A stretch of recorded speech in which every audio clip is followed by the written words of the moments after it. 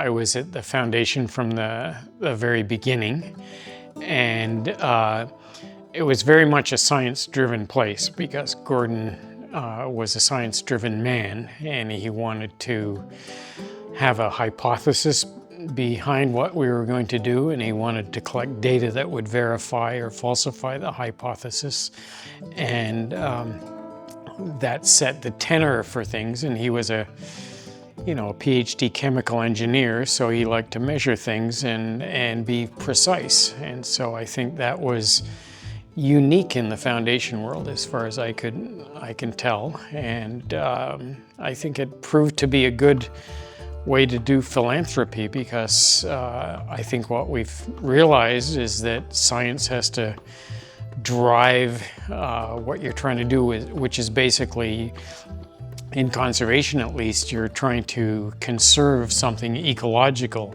So you better understand what that ecological thing is, and you won't do that without science. And so we were always trying to, define the objective reality of what we're trying to do rather than base it on sort of intuition and emotions. And so we would be more towards that than we would be towards policy or advocacy, which is hard to measure, because then you're looking at changing politics or public opinion, and you don't know if that's your influence or someone else's. But when you set a real scientific hypothesis, you take responsibility for testing whether that's true or not.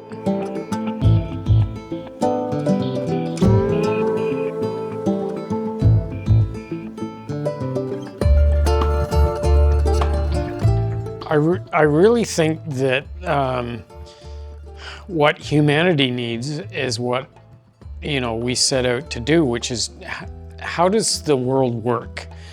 How does it function? How does it produce, species, generate oxygen, store carbon? How is it put together? We don't even have an inventory of the planet. And if you could imagine, a civilization sending out prospectors to look for good planets to acquire, they would say, well, what's unique about this thing? Well, unlike most planets that are like dust and rock and cold and freezing gas, this thing creates living beings. And a logical question would be, well, how many kinds are there and how do they work?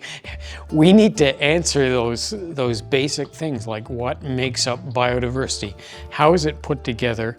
How will it respond to climate change? Because it's, the change in temperature is changing all kinds of ecological relationships. So I think the foundation can really lead in science-driven philanthropy around the environment, like being very precise about what it is we're trying to achieve, and then measure if we're trying to achieve it. And of course, use the full toolkit of people who do policy work, who do look at economic drivers, who do look at finance and those things. But driving towards what? We have to be clear about what we're driving towards. And so I think that's a kind of regrettably a unique niche for the foundation, but I hope other philanthropy interests who are just exploring what to do with the wealth that they've generated take a look at what Gordon and Betty Moore did, because they really got it right, in my opinion. They thought about it as, not just an emotional feel-good thing. That was all there because they loved nature, but it was like, let's really be clear on what we're trying to get done.